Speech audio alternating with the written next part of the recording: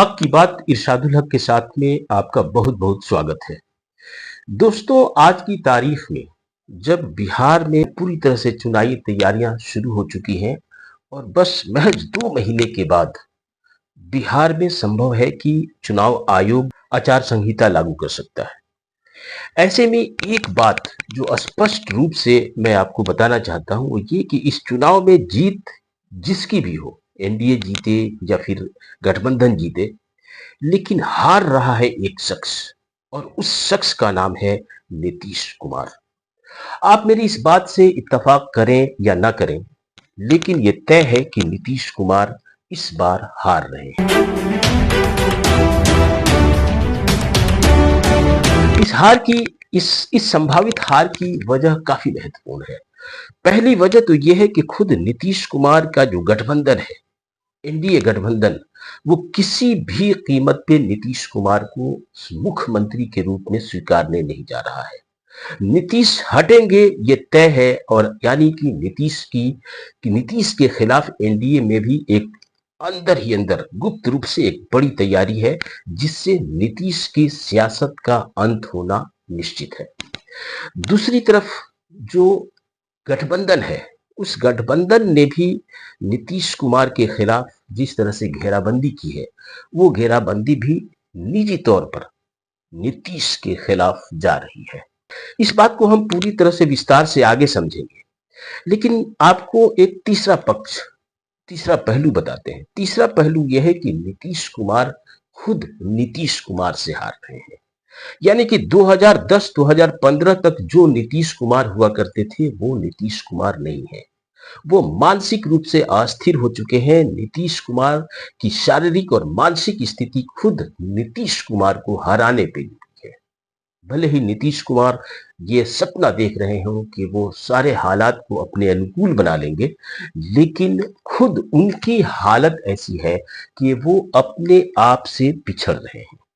अब इसका असर क्या हो रहा है? इसका असर हो रहा है कि जो नीतीश कुमार का कोर वोटर है, महिला और अति पिछड़ा समाज, वो खुद संदेह में है, आशंका में है कि नीतीश कुमार अब नहीं रहने वाले हैं, उनके विकल्प की तरफ हमें जाना चाहिए। और ऐसे में जिस तरह से नीतीश कुमार के खिलाफ घेराबंदी राष्ट्रीय जनता दल की तरफ से हुई है, राष्ट्रीय जनता दल ने कल ही घोषणा की कि उनके जो प्रदेश अध्यक्ष होंगे वो अति पिछड़े समाज के होंगे, मंगनी लाल मंडल।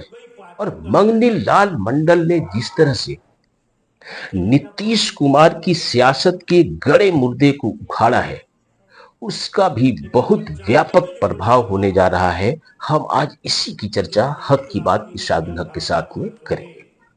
दोस्तों, आप जानते हैं कि नीतीश कुमार की सियासत की जो पूरी धुरी है, वो पूरी धुरी सत्ता के इर्द गिर्द घूमती है।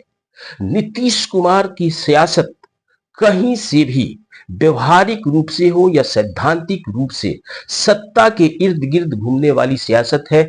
और यही कारण है कि वो एक धुर दक्षिणपंथी भारतीय जनता पार्टी के साथ हाथ मिलाकर के सत्ता में आ जाते हैं, तो दूसरे ही पल समाजवादी राजनीति करने वाली राष्ट्रीय जनता दल की तरफ आ जाते हैं। और ऐसा वो एक बार नहीं, 2 बार नहीं, 3 बार नहीं, 4 बार कर चुके हैं। और इस तरह से उन्होंने 20 साल की पूरी सियासत निकाल दी और 20 साल से मुख्यमंत्री बने रहे। लेकिन मंगनी लाल मंडल ने जो जो गड़े मुर्दे उखाड़े हैं, उस गड़े मुर्दे का लब्बो लुबाब यह है कि नीतीश कुमार मानसिक रूप से, सैद्धांतिक रूप से और सियासी रूप से अति पिछड़ा विरोधी है।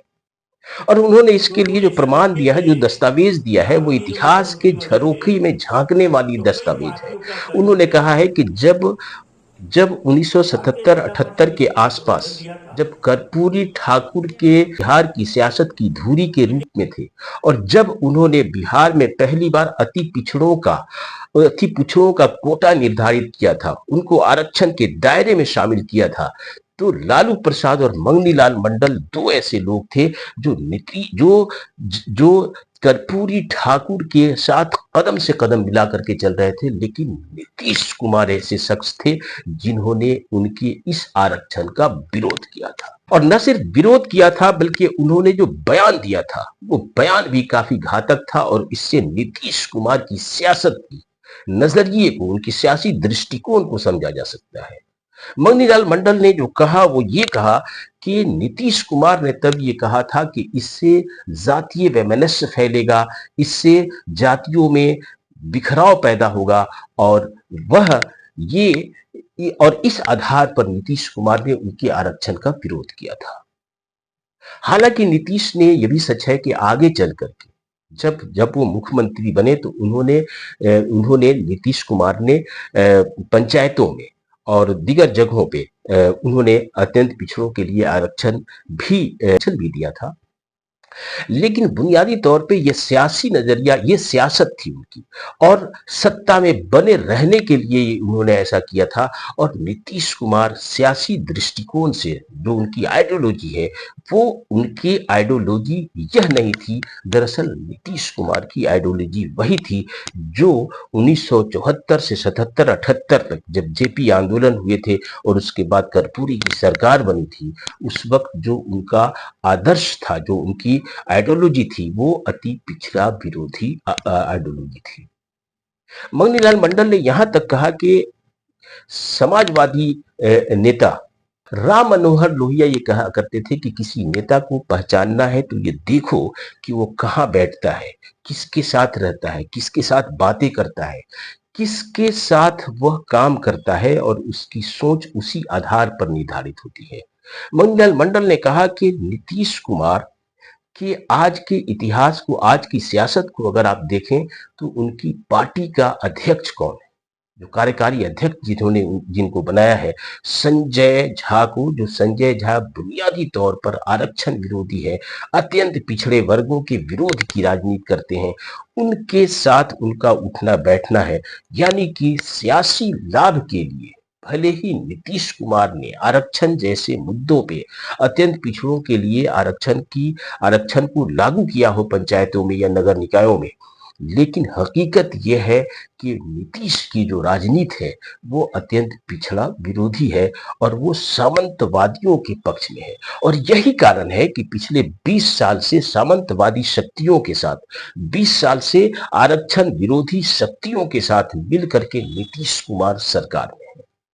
अब आप इसको ऐसे भी देख सकते हैं कि जो नीतीश कुमार तेजस्वी यादव के साथ रहते हुए जातीय जातीय जनगणना कराते हैं, और जनगणना कराने के बाद जो उसके जो परिणाम आते हैं, यही नीतीश कुमार के ऊपर दबाव डाल करके तेजस्वी यादव जब आरक्षण की सीमा को बढ़ा करके 65% करते हैं, तो फिर उस 65% की सीमा पे अदालत के द्वारा रोक लगवाई दी जाती है।